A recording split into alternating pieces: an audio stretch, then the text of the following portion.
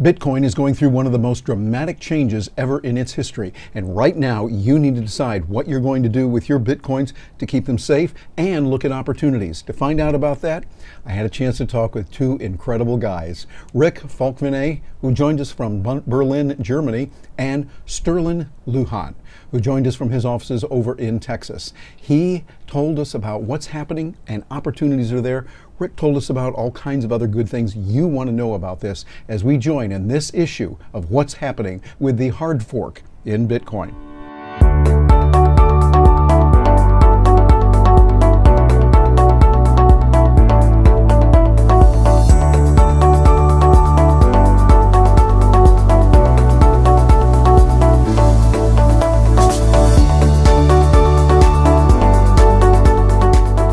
And we are live. Welcome, Facebook friends, to an exciting broadcast where we're going to talk about an event that is going on right now, well, actually tomorrow, that's going to affect you. If you have Bitcoin, you're in the cryptocurrency space, hey, it's going to affect everyone. And to find out what's going on, I've asked two wonderful gentlemen who are brilliant to join me, and they're going to be talking about what is happening with Bitcoin, what's going on, and what's happening there that you need to know about. Joining us from his offices over in Berlin, we appreciate Rick Falkvinge being here with us. And Rick, am I pronouncing that correctly? Make sure I say it the right way. Falkvinge? You are, Terry. That's Rick Falkvinge. There, thank you. Thank you. And you'll be joining us here. He is a technician, has worked for Microsoft as a project manager with tremendous authority on what to do technically. He is making his clients giddy with glee, helping them in all matters of technology. But he also is the founder of the Pirate Party over in Sweden and has had major effects in the EU, the European Union, in their parliament, as well as in Iceland and other places. Rick, thank you so much for joining us, sir. It's an honor, Terry. And joining us also from his office over in Texarkana is Sterling Lujan, who's joining us. He is an author, a journalist, and he writes full-time for Bitcoin.com. He wrote an article that's kind of spurred me to think, hey, what are we going to do here? Sterling, thank you so much for being with us today. I'm absolutely excited about this conversation. Glad to be here. Thanks, Terry. Well, for those of you that are joining us, there's a major event coming along right now in Bitcoin. There's been a lot of controversy for actually a couple years now, and some bitter arguing and debating back and forth about what to do about Bitcoin. The problem is, when it started at one point, it got up to a certain level, and then because it got crowded, think of it like a two-lane road that attracted a lot of people. Wonderful two-lane road when there were only 3 or 4 people. And then as more and more people came, more buildings went up, it became more crowded.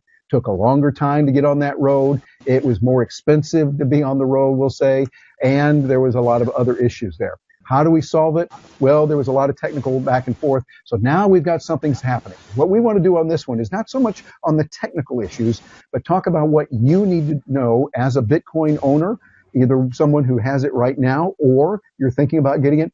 Is it time to run for the hills? Is it time to give up? Is it time to go out and buy more? What do we do? And we're going to look at what is going on with that. I'm going to share my screen a little bit here with all of you so you can see what's happening first as a prelude to this. We're going to take a look at an article that was written that we see what's happening. This is from Bitcoin.com. And matter of fact, Rick and Sterling, do you see that on your screen right now? Bitcoin.com news from July 31? Yep. Okay, very good. This one right here. And as you can see, it was written right here by Sterling Lujan, right here, our very journalist joining us today. Hard forking for dummies, 2 simple rules to access your Bitcoin Cash. You want to look at that? We're going to have you talk to us about Bitcoin Cash, what it is, and you give a very good explanation here. Rule 1, protect your private keys. And then you give us a rule 2, do not transfer Bitcoin during or immediately following the fork. And since we've got you here, I want to encourage those that are watching this to go to that article at Bitcoin.com. And we're going to have Sterling tell us a little bit about that article. What are the 2 things we need to know? Sure. So the big issue here is whenever this hard fork occurs, for anybody who's holding Bitcoin, is that they need to protect their private keys. That's one important cardinal rule that I mentioned in the article, and all that means is that a person needs to make sure that their private keys, which is usually associated with a seed code generation on certain wallets, what you have to do is keep that private keys to yourself. What this just means, don't keep your your private keys, don't keep your Bitcoin on a custodial wallet. And what I mean by a custodial wallet is a web wallet where the individuals who run that website manage your keys and manage your funds. And I explained it. It's basically the same thing as depositing your fiat currency in a bank account. Technically, when you deposit your fiat currency in a bank account, that bank is who actually controls those funds, not you, because it's not technically in your possession. So you want to make sure you use a wallet. And we can talk about more about different wallet providers and platforms that allow you to keep your private keys to yourself, allow you to keep your wallet to yourself. So let me interrupt you here for a moment. Sure. Because you're saying you want our private keys. Are we talking about our passwords? I've read your article, so I know that that's not true, but I'm leading you out here, throwing you a softball here. The difference between passwords and private keys, what is that? Sure. So a private key is just essentially, it means that you have total control and total access over that Bitcoin. That those private keys are attached to that particular access point to the blockchain. And if another company has access to that, what that literally means is that they have total control and access over those funds. So just for example, if you have your funds, a popular one is Coinbase. If you have your funds on Coinbase, that means that they have access to those private keys. And we'll get into more of this later, but that means that they ultimately decide where those funds go. They ultimately decide if it stays on the original fork or if they allow you to have access to Bitcoin Cash, which is the new cryptocurrency that's going to be created as a result of the hard fork, which is going to occur tomorrow. Yep, that sounds good. Well, Sterling, that is really important. I'm going to come back to you on a little bit more on that. But Rick, you're a person that can see this from the big picture point of view. You've done a lot with cryptocurrency, been in it for a while. Tell us what's going on here. It sounds confusing and it sounds scary because our money's out there. What do we need to know at this very critical point in time in Bitcoin's history? Before I go into, I'd love to go into that, Terry, but before I go into that, I'd like to really underscore what Sterling is saying. Sure. Because when we tend to talk about I have money in the bank as though it were my money. It is crucial to understand that legally, money in the bank is not your money. It really isn't. Legally, it is not your money. It is the bank's money. The bank owes that money. The bank owns that money, and you have a legal claim to the bank that if the bank goes bankrupt, you'll be last in line to redeem that claim against the bankruptcy holdings. We seldom see this play out, but legally it is absolutely crucial because the parallels to having your coin, your wealth, your money on an exchange here are very similar. When you have your money on an exchange, it is not your money. It is the exchange's money, and you hold a claim on that exchange. If the exchange goes bankrupt, your money goes down with it. Yes, that's scary, but that is reality. And thank you very much for emphasizing that and putting an exclamation mark on that. Thank you, Rick. And please keep going. Yeah, a lot of people have lost a lot of money, myself included, in believing that exchanges are somehow more secure than your own wallet. They're not. So, what is happening? What we're seeing is something akin to a stock split, as in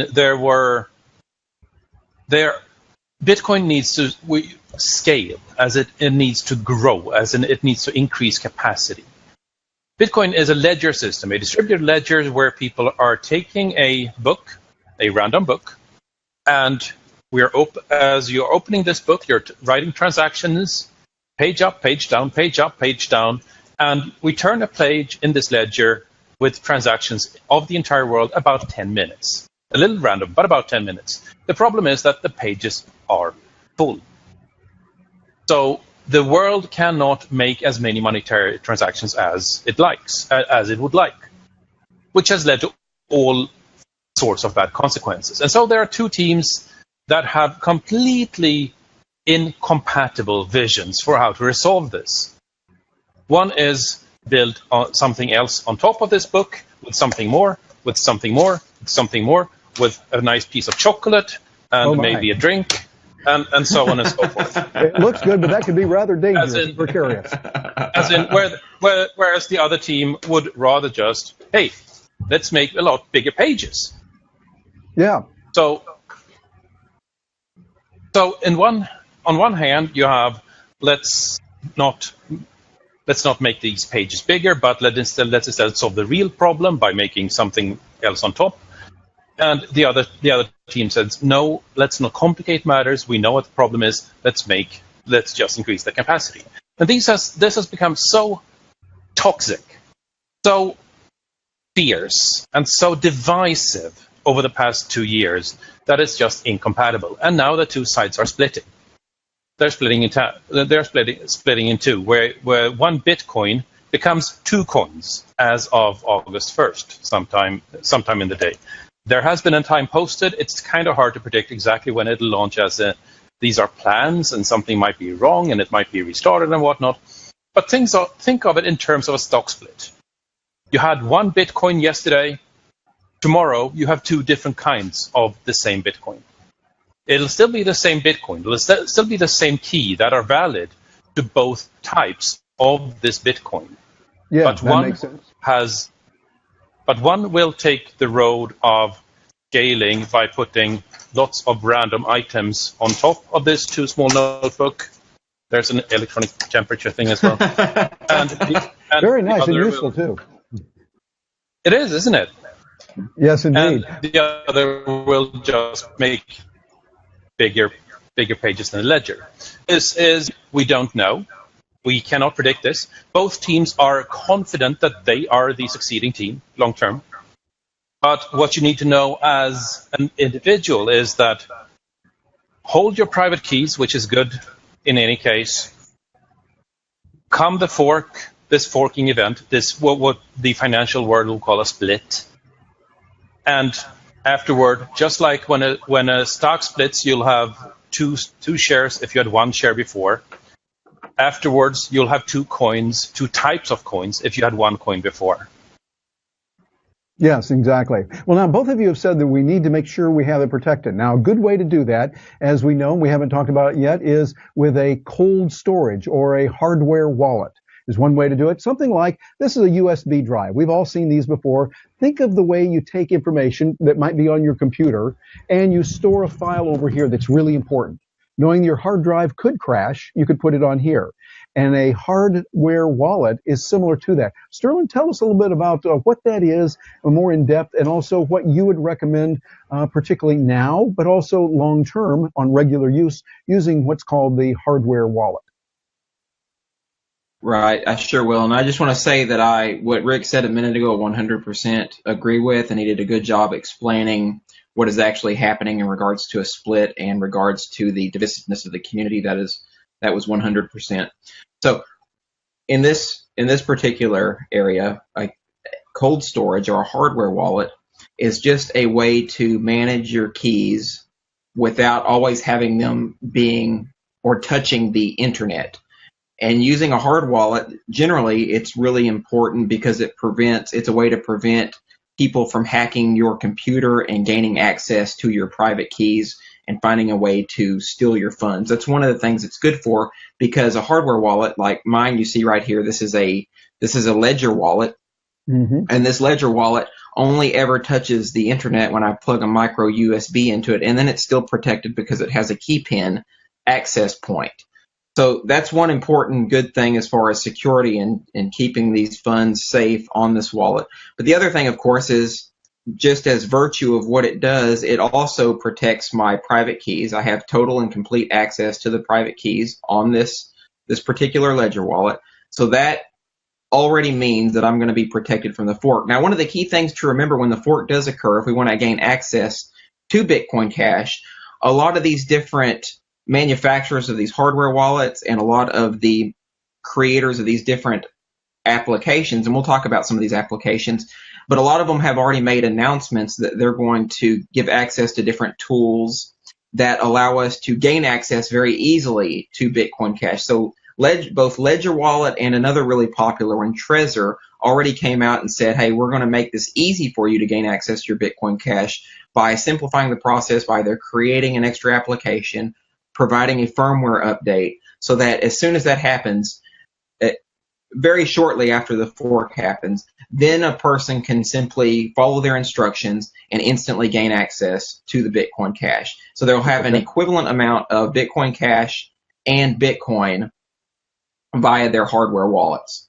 Excellent. So if they're using the right kind of hardware wallet, something like you mentioned with NetLedger, they have that and can do that very well. Rick, what are your thoughts on that and making sure that we are safe? We're not going to lose. Last thing we want is to have a lot of Bitcoin and lose it. What will you recommend for using a wallet yourself, Rick? Well, the thing is, Jerry, even if you're not claiming your Bitcoin Cash tomorrow, it's still going to be yours. Even if you're using a wallet that does not support this split, that is firmly in one side of this divisive camp and wants nothing to do whatsoever with the other team, it doesn't matter, because as long as you hold the private keys, you can still claim these coins 10 or 15 or 20 years down the road. Nice. It's not going anywhere. You don't need to rush there tomorrow. You can have a nice drink. You can relax back and chill. The money's going to be there. As long as you hold the private keys, the money's going to be there. But when it comes to cold storage, this is going a little bit in depth, but bear with me, because understanding this is crucial. Yeah, it is important. When it comes to data security, there are two different types of events that we try to protect from. It is data loss, that the data is somehow erased, that we lose our ability to access the data.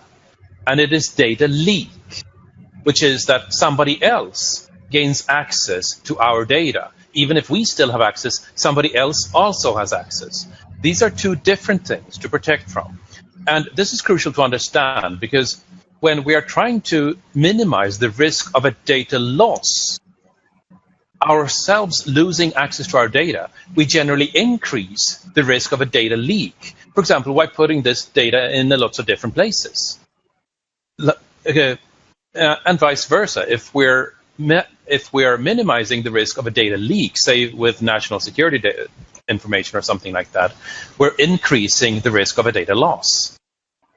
This makes it really tricky, because both a data leak and a data loss in the case of Bitcoin means that you lose your money.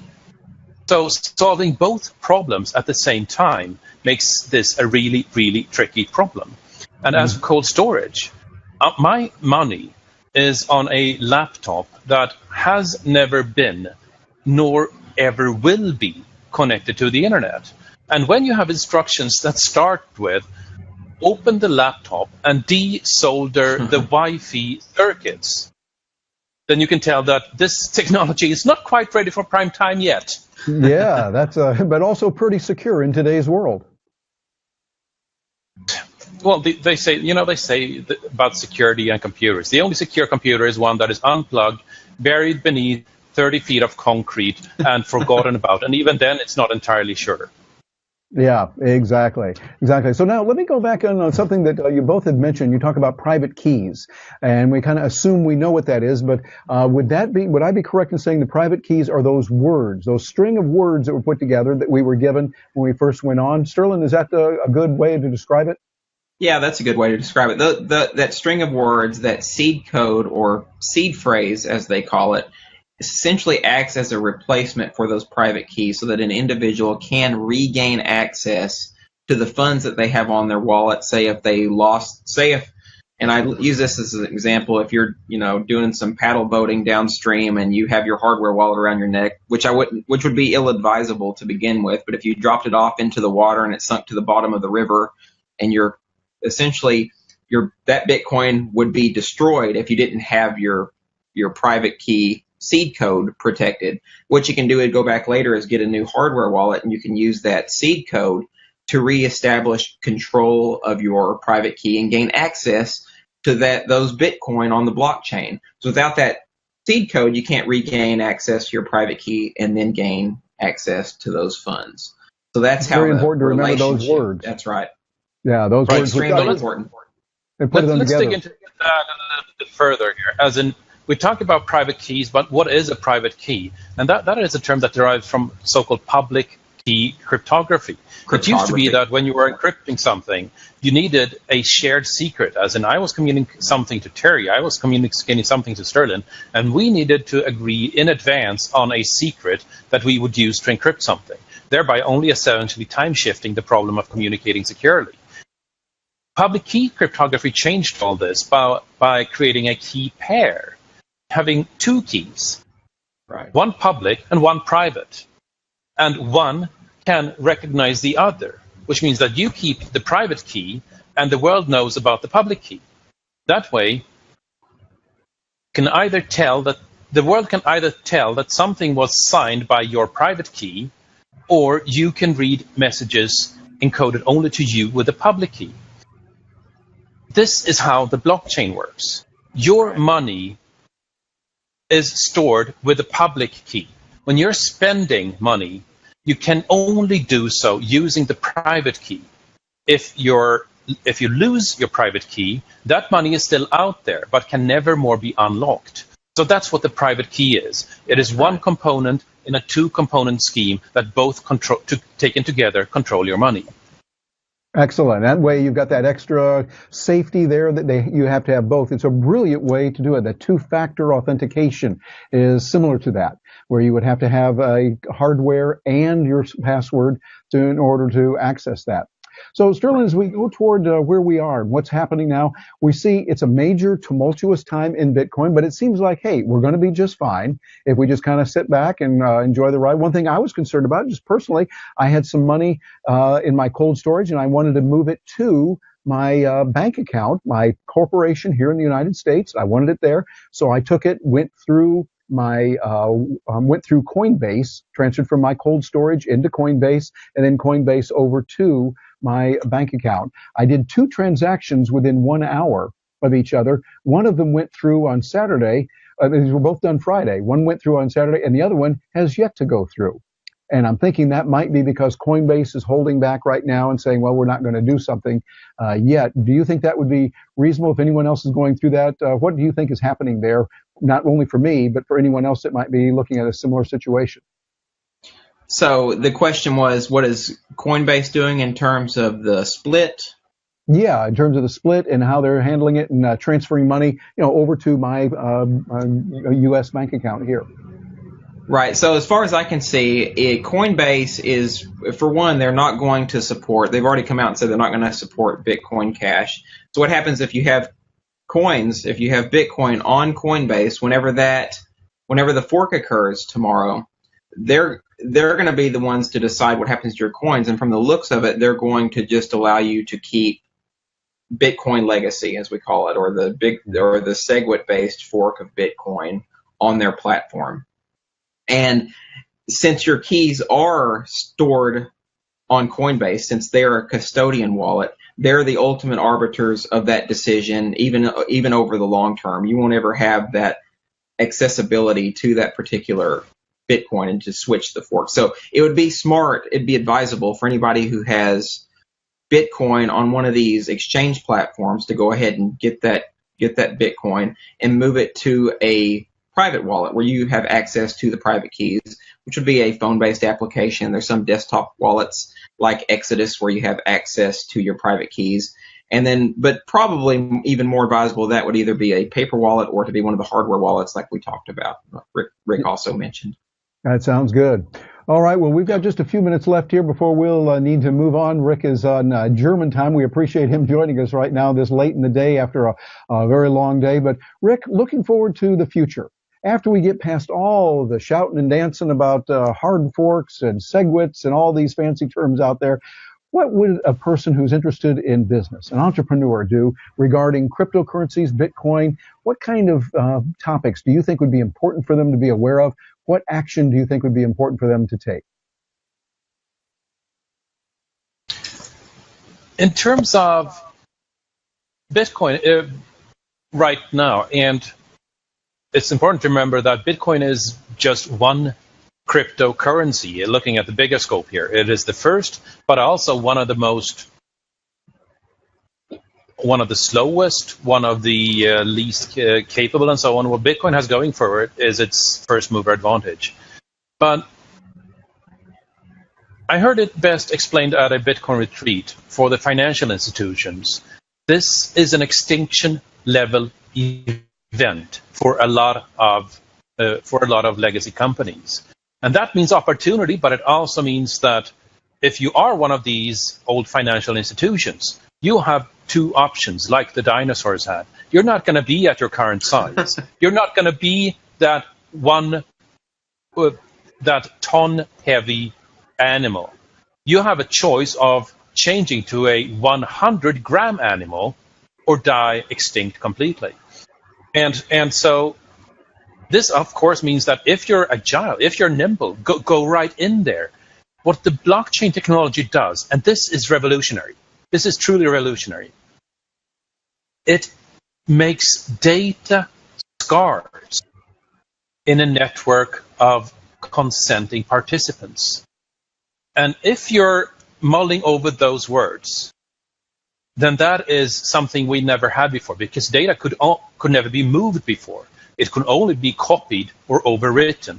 We're adding an entirely new type of transaction, and that opens up an enormous field.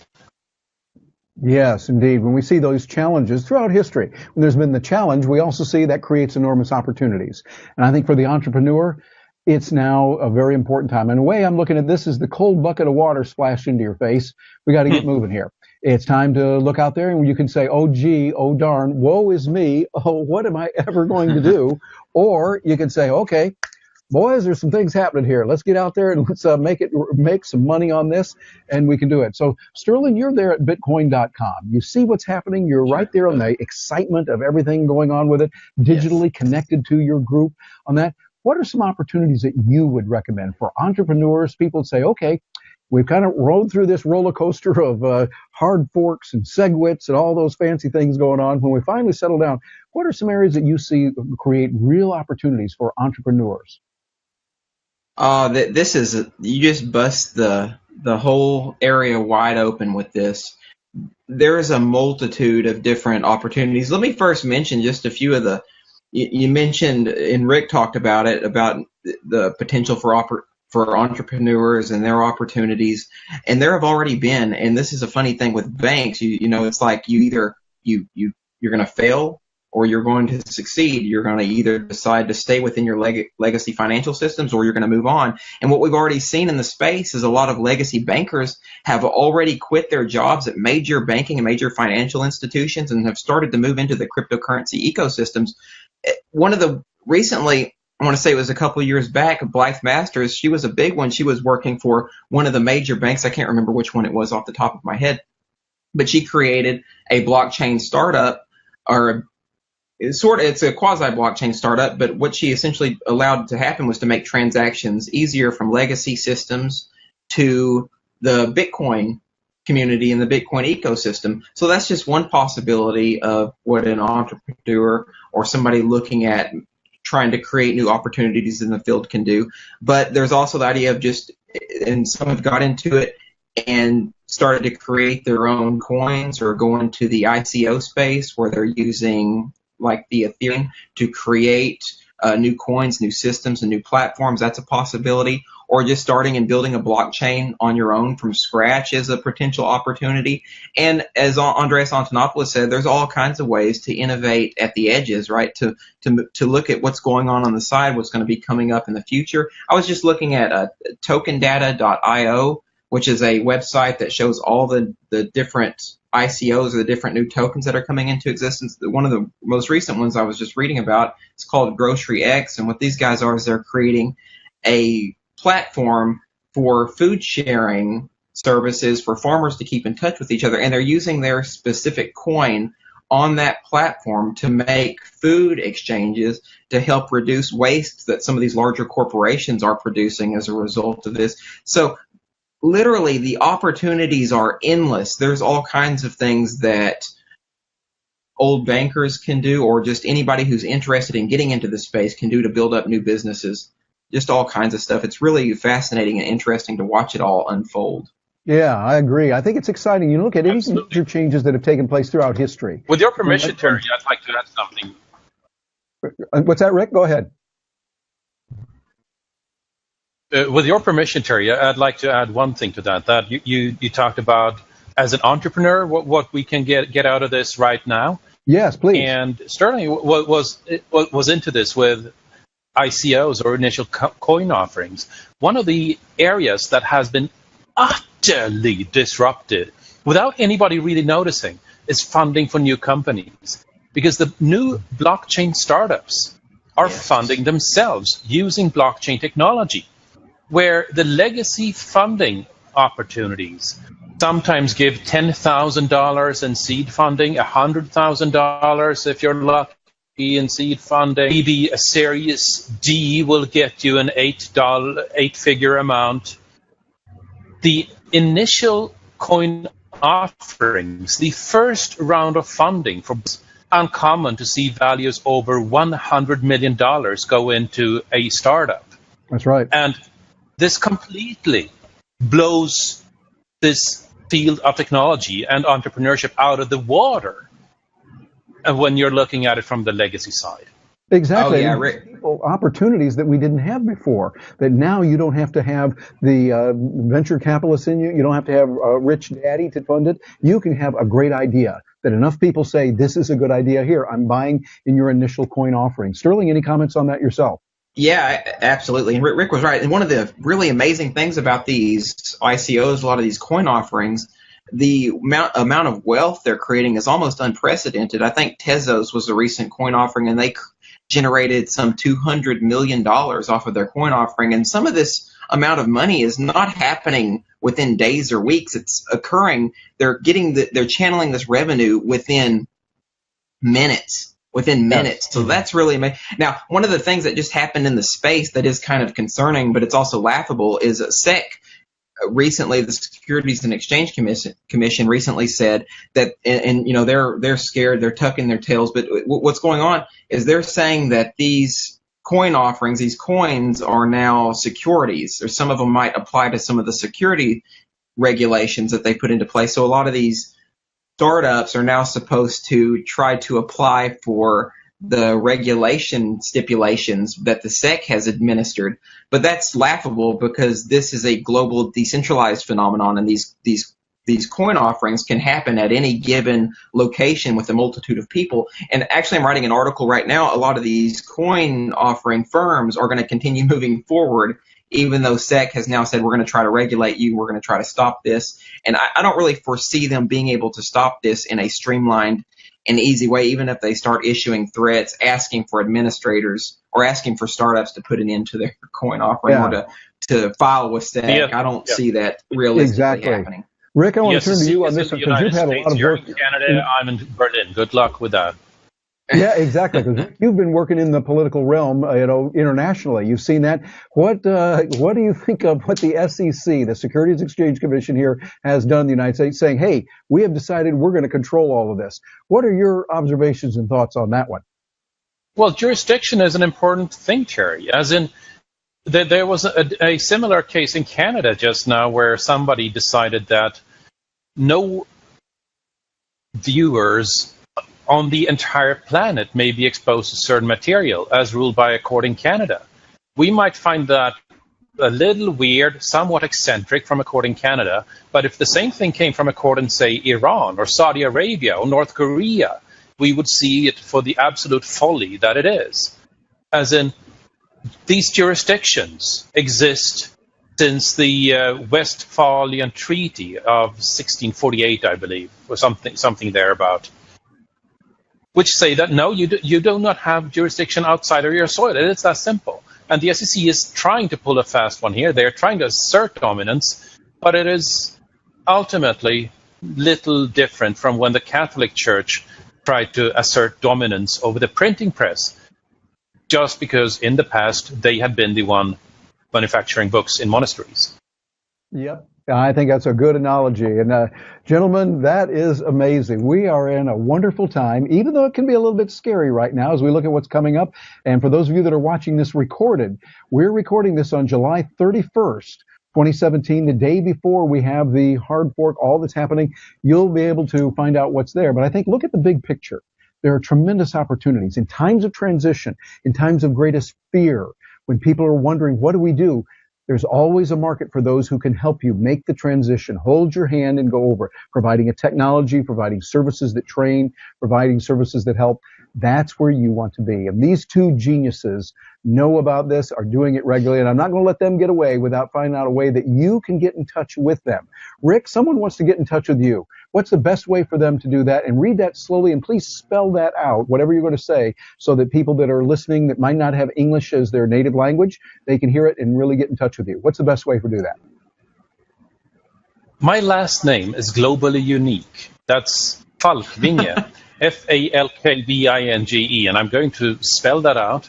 That's F for Foxtrot, A for Alpha, L for Lima, K for Kilo, V for Victor, I for India, N for November, and G for Golf, and E for Echo. If you're mentioning that name on any web page or anywhere on Twitter, I will find it. Wonderful. That's a unique way to do it. I like it.